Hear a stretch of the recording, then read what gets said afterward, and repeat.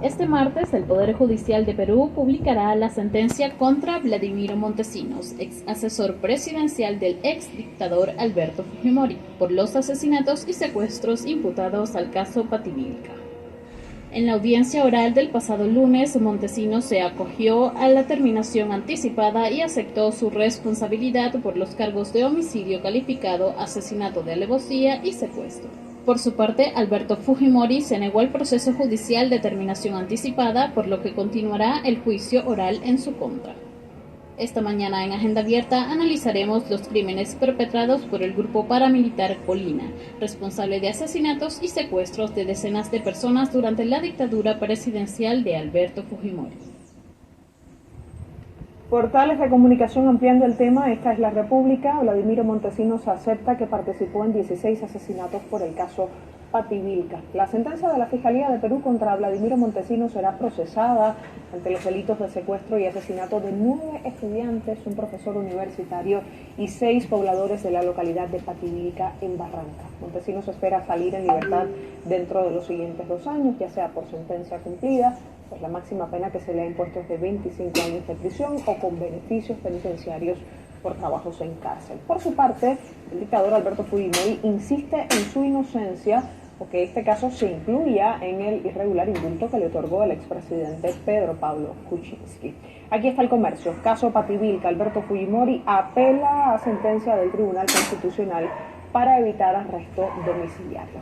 La Fiscalía de Perú acusó al exmandatario Alberto Fujimori como principal autor del delito de homicidio calificado en la modalidad de asesinato con alevosía, delito considerado como de lesa humanidad. Según la tesis incriminatoria, al haber desempeñado el cargo de presidente de la República y por tanto ser jefe máximo de las Fuerzas Armadas y de la Policía Nacional, aprobó una política de lucha antiterrorista. La misma fue desarrollada por su ex asesor Vladimiro Montesinos y por el exmandatario, cuyo mando y comando se impartió bajo una línea jerarquizada y cadena de mando que llegó hasta el destacamento Colina. La política dispuesta por el acusado, agregó la Fiscalía, consistía en la captura y el asesinato de presuntos elementos terroristas. Y bueno, pues, bajo esta normativa pues se cometieron crímenes como el de Pativilca. Vamos a conversar más sobre ello con nuestro corresponsal desde Lima, Ramiro Angulo. Nos cuenta más al respecto. Ramiro, bienvenido. Buen día.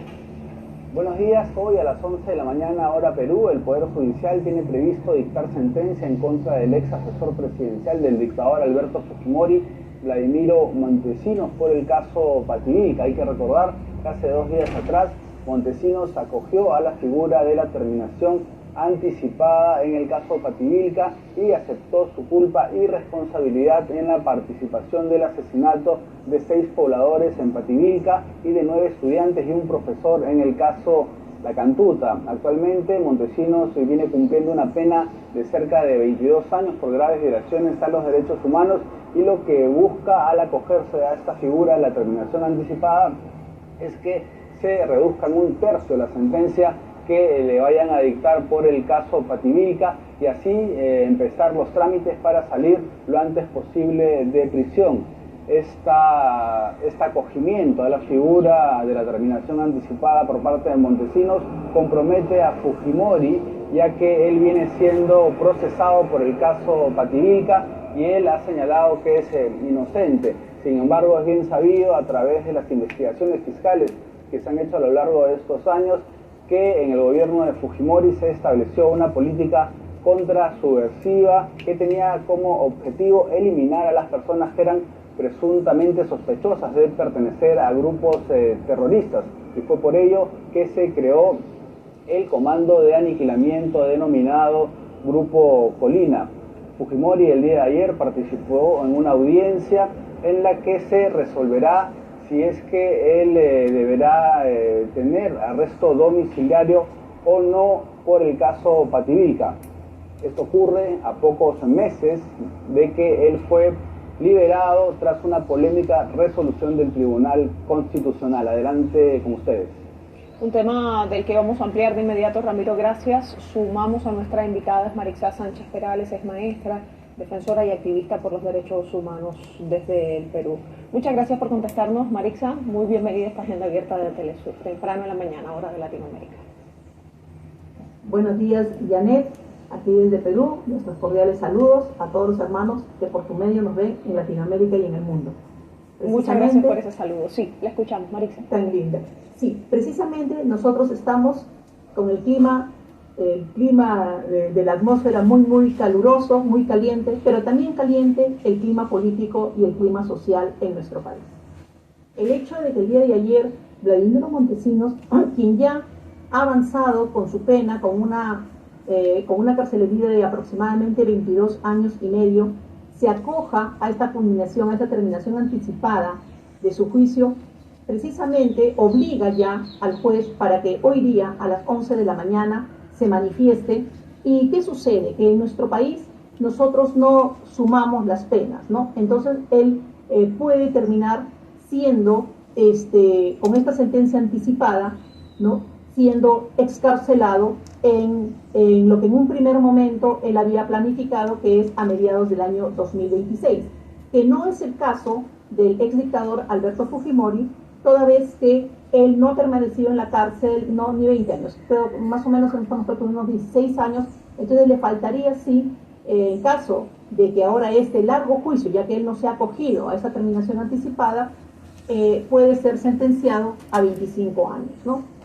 La estrategia en este momento de su defensa es que quizás pudieran ellos apelar a que se considere también dentro de este indulto regalado por un tribunal constitucional genuflexo, un indulto irregular, ¿no?, a que la actual mandataria pueda legitimar un indulto quizás, pero con las consecuencias históricas que debe tener el indultar a un transgresor de los derechos humanos, ¿no? Nosotros nosotros ya decimos desde el año pasado, en que esta persona asume la presidencia, ¿no?, que esta democracia ya no es democracia. Nosotros quisiéramos, por favor, brevemente también retomar quizá para las nuevas generaciones en qué consiste el caso Pativilca.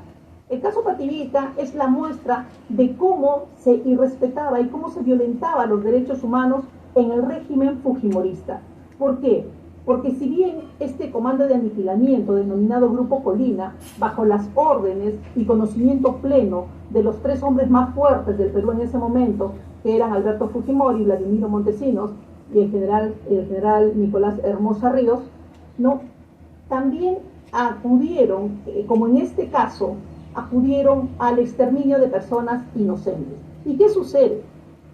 En el año 1992, en enero, a las 2 de la mañana, este grupo incursiona en los domicilios de estas personas, y quisiera por favor que ustedes escuchen bien, las nuevas generaciones, las edades de las personas a las cuales se detuvieron en ese momento.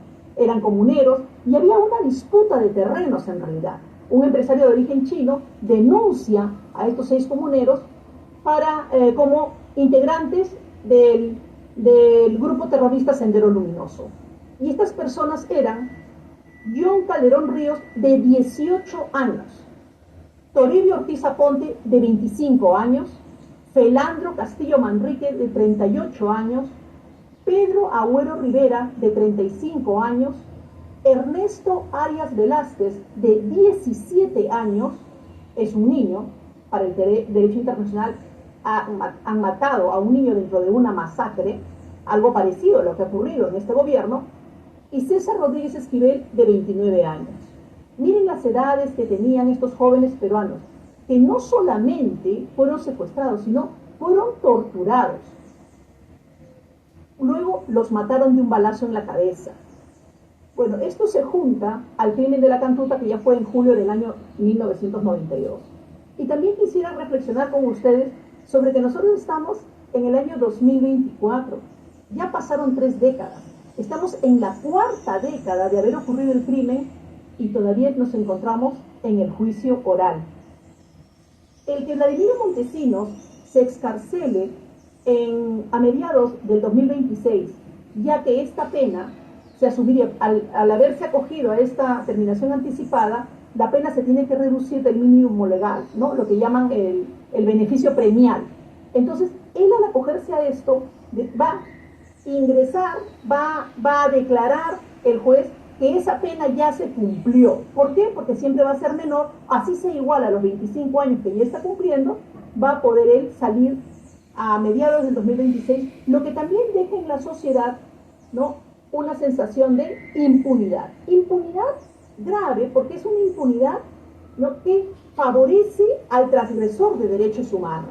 Entonces, no solamente en nuestro país tenemos nosotros que esperar 4 décadas, estamos en la 4ª década de los crímenes, sino que también los beneficios, la benevolencia de las leyes, los altísimos niveles de corrupción de las instituciones que administran la justicia en nuestro país hacen que pasen décadas sin que se halle justicia. Y una vez que se alcanza, como en este caso, que vemos nosotros que hay una situación de impunidad, debido a que las familias, bueno, muchas madres ya murieron esperando la justicia para sus hijos, no la han alcanzado.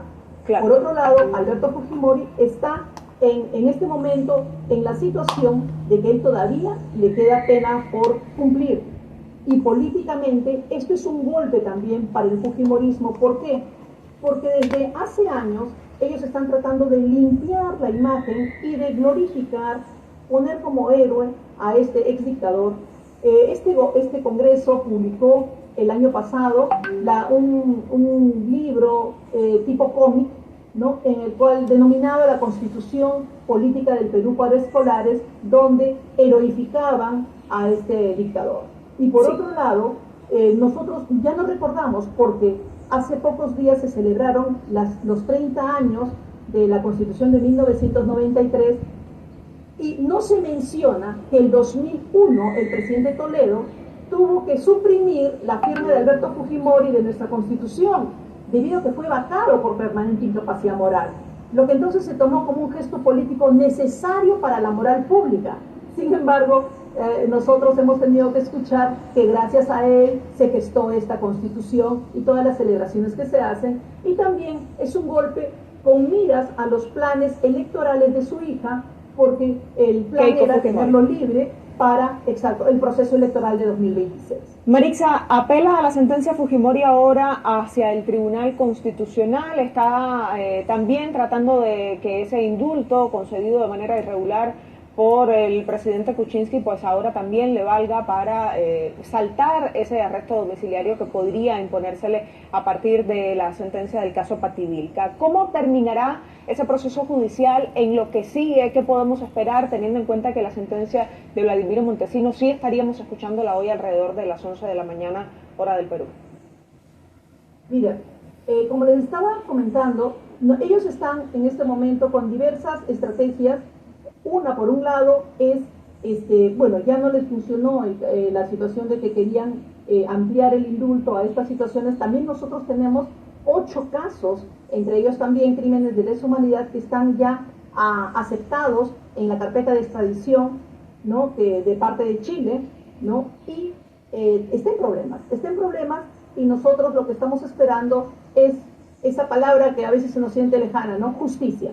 Porque la justicia no solamente es un resarcimiento a las familias, sino la justicia también nos hace crecer como sociedad.